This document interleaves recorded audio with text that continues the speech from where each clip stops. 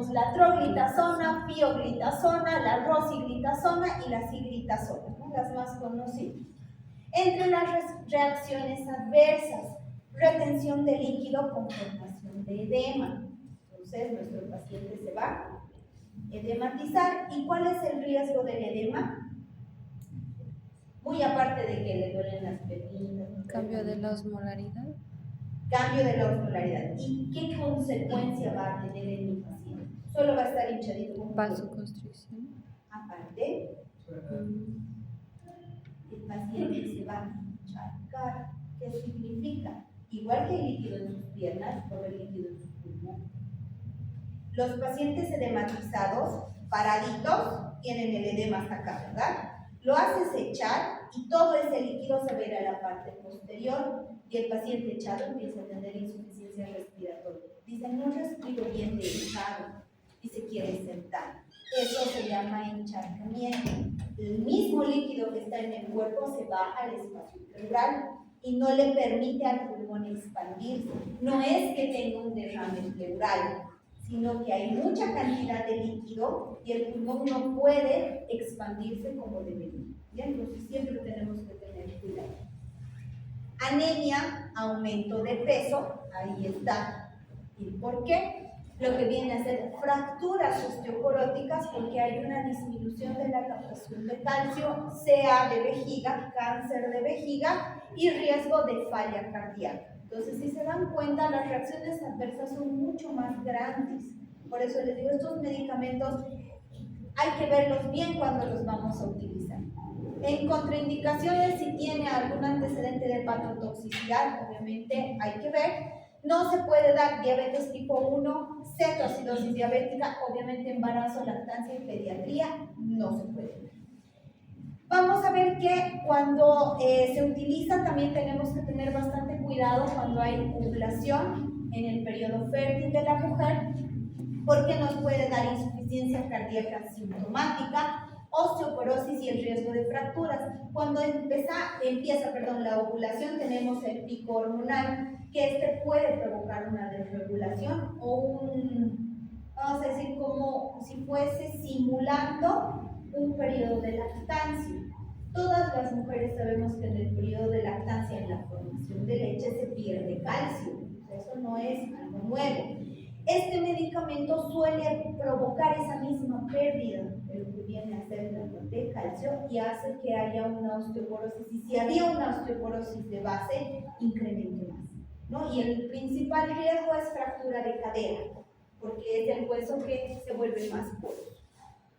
Vamos a utilizarla de 15 a 30 miligramos una sola vez al día. Si es que se necesita, se puede ir aumentando, pero no podemos pasar de los 45 miligramos al día. Como les digo, este medicamento se utiliza cuando mi paciente no responde bien a lo que viene a ser la glibenclamida y obviamente la metformina y no quiero pasar a lo que viene a ser insulina, ¿no? Siempre tratamos de evitar. Pero si se dan cuenta, en lo personal, para mí este medicamento tiene muchas más desventajas que ventajas. Sí me va a controlar la glicemia, pero me va a aumentar de peso en el paciente, lo va a edematizar, entonces como que el riesgo-beneficio es muy alto para que me haga una función más básica. ¿Está claro hasta acá? ¿Sí? Ya. Ahora, tenemos los fármacos que van a inhibir a las alfa-glucosidases. En este grupo tengo a la carbosa y al miglitol. Empezamos con lo que viene a ser la carbosa, que este va a ser un pseudo tetrasacárido que está formado por un aminoazúcar y un ciclohexidol. Va a competir con lo que son los oligosacáridos, es decir, los va a reemplazar. Vamos a ver que al tener un aminoazúcar no va a afectar la amilasa pancreática, pero sí va, como les digo, reemplazar el azúcar. En vez de que se una la glucosa, va a venir y se va a unir. Entonces va a evitar que haya la absorción de. Se puede utilizar de manera combinada con sulfonilureas, metformina o insulina. Se va a absorber en el intestino, pero no tiene una absorción de las mejores. Está metabolizado por lo que son las enzimas digestivas.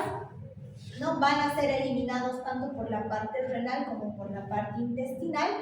El miglitor, a diferencia de la carbosa, que solo se absorbe el 2%, se va a absorber casi el 90%. Tiene una unión a proteínas plasmáticas solo del 4%, ¿no? Estos dos están más que todo enfocados a la parte intestinal, como que se quedan en el intestino, no van a pasar a la parte sanguínea como tal. Se eliminan sin metabolizar por lo que viene a ser la orina en las reacciones adversas, diarrea, sensación de distensión y flatulencia, nos dice siento que se me hinchó la pancita.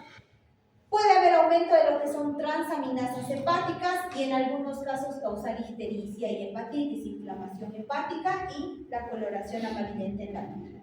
Pero por sí mismos, o sea, si estamos usando solo los dos, no me van a dar hipoglicemia. ¿Por qué? Porque solamente evitan que el azúcar ingrese. Como les decía, imagínense que este es el intestino y el azúcar se tiene que sentar en todos los pupitres. ¿Qué hace el militol o la carbosa? Se sientan antes que los otros. Entonces, como la glucosa dice, no tengo dónde sentarse, me paso. Ya, solamente hace eso. Va a reemplazar. Precauciones en síndrome de intestino corto. ¿Qué es lo que va a hacer? Al reemplazar también va a evitar que haya absorción de proteínas. Ya ven, por tener intestino corto, tenemos una disminución de la absorción de proteínas y vitaminas. Con este medicamento haríamos como el doble, entonces tenemos que tener bastante cuidado. Mala absorción, aplanamiento de lo que vienen a ser las células epiteliales en la parte intestinal. Van a tener diarreas secretoras.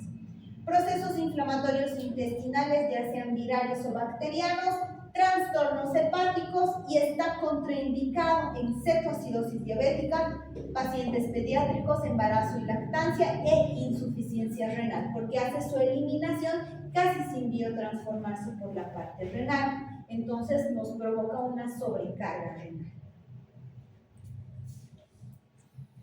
En cuanto a la dosificación, varía entre 50 a 100 miligramos 3 veces al día, siempre empezando con la dosis más baja y viendo de aumentar de manera gradual. Lo ideal siempre es que el paciente se quede con la dosis más baja. ¿Qué es lo malo cuando usamos por un tiempo prolongado? Siempre hay una tolerancia y al haber tolerancia tenemos que incrementar la dosificación. ¿Sí? Estos los pasos no me voy a enfatizar mucho porque van a ser fármacos coadyuvantes de la insulina que podemos dar junto con la insulina. Pero les recuerdo, o sea, si ya usa insulina, evito dar más medicación, ¿verdad? Porque es sobrecarga. Pero dentro de estos tenemos los miméticos del GLP-1 que van a tener una manipulación de lo que viene a ser la incretina. Vamos a ver que en este tenemos la exenatida, ¿no? Que es un análogo mimético de la GLP-1. Hay estimulación de la secreción de insulina, supresión del glucagón postprandial, control de la saciedad en la parte encefálica y el enlentecimiento de la evacuación gástrica, es decir, hace que la digestión sea más lenta desde el vaciamiento gástrico, ¿no? Y obviamente va a evitar que nuevamente se genere. Trata de exprimir lo poco que le queda al páncreas de insulina, pero ya estoy poniendo insulina cuando estamos haciendo una terapia coadyuvante, entonces siempre tenemos que tener cuidado de que no hagamos una hiperinsulinemia. La liraglutida, que es el segundo, que es conjugado con un ácido graso, y tenemos a la diraglutida y a la lisencenamida. Entre las reacciones adversas, náuseas, vómitos en el 40% de los pacientes, es decir, casi la mitad de nuestros pacientes va a vomitar, va a tener náuseas con este medicamento, puede causar hipoglicemia justamente porque hace que haya más secreción de insulina y si está usando insulina tengo doble insulina, ¿verdad? Y pancreatitis, ¿por qué? Porque al forzar al páncreas que ya está dañado por la enfermedad, pues vamos a provocar que se inflame, ¿no? Es como que frotamos demasiado y se va a inflamar. En lo que viene a ser su dosificación, exenatida se inicia con 5 microgramos 2 veces al día. Hay también subcutánea, se da antes del desayuno y las comidas y se puede ir aumentando. La liraglutida 0.6 miligramos por una semana y después podemos ir aumentando. lixisenatida, en los adultos vamos a dar 10 microgramos al día durante 14 gramos y luego se puede hacer un incremento hasta 200 microgramos al día en dosis de mantenimiento. Y la duliglutida subcutánea sin diluir de 0.75 a 1.5 miligramos al día. Lo ideal es mantener de 0.75. Este último, la dulaglutida, es la que están utilizando últimamente también como, yo lo llamo como una trampa para la disminución de peso, porque no es una insulina, pero si viene subcutánea, vienen en jeringuillas que se le da a los pacientes. Y algunos compran, se lo aplican, ¿no? Y empiezan a bajar de peso, pero no es una forma natural. Entonces siempre hay que tener cuidado. En lo que viene a ser inhibidores de la dipeptidilpeptidasa 4, tenemos la sitagliptina, vildagliptina, linagliptina y sexagliptina. Estos van a aumentar la síntesis y secreción de lo que viene a ser la insulina, es decir, forzan al páncreas a que siga excretando la poca insulina que le queda y siga procesando. Disminuye las concentraciones del glucagón. Vamos a ver que tienen lo que viene a ser su metabolismo hepático, todas, ¿no? Y se la va a utilizar la sitagliptina 100 miligramos al día y la vildagliptina de 50 a 100 miligramos al día, repartida en una o dos tomas antes de comer. Sin embargo, estas de la misma manera es por el cálculo o dependiendo qué va a comer el paciente. Esto es para pacientes que no pueden adaptarse al cambio de dieta. Hay pacientes que por nada del mundo les vas a hacer comer medio plato de ensalada. Ellos dicen, no, yo tengo que comer mi fideo con mi arroz y mi papitas. No es comida para mí. Entonces, en estos casos de ese tipo de pacientes, podemos dar este medicamento, pero si se dan cuenta, tienen ciertas reacciones. Y la pramlintida, que esta es una análoga de lo que viene a ser la amilina, que va a retardar el vaciamiento gástrico, aumenta la sensación de saciedad y suprime los niveles de glucagón y producción de glucosa en el hígado. Esta igual es vía subcutánea, pero ¿qué es lo peligroso? Nos puede dar una hipoglicemia grave porque está actuando a nivel de dos lugares. Lo que viene a ser la supresión de lo que es el glucagón. Si se suprime el glucagón, la insulina sigue produciéndose y además la está estimulando y también va a inhibir la parte de la producción de glucosa endógena por el hígado. Entonces no tengo aporte de glucosa si no es exógeno. Esta igual es una de las que inclusive en la actualidad se pide con recetas en 3 copias, porque justamente, como les digo, han empezado a venderlo así y se pinchaban para bajar de peso y teníamos personas convulsionando por hipoglicemia que nunca fueron diabéticas, ¿no? Entonces tenemos que tener ese cuidado siempre con este tipo de pacientes. ¿Dudas, preguntas hasta aquí? Con esto terminamos la parte de hipoglicemiantes orales. Nos falta, vamos a empezar lo que viene a ser sistema nervioso central.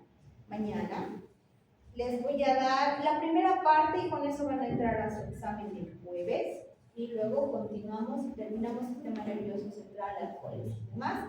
Y lo último son la parte de antibióticos, ya que esa yo creo que se me sabe de memoria. Ay, Sí. qué bueno.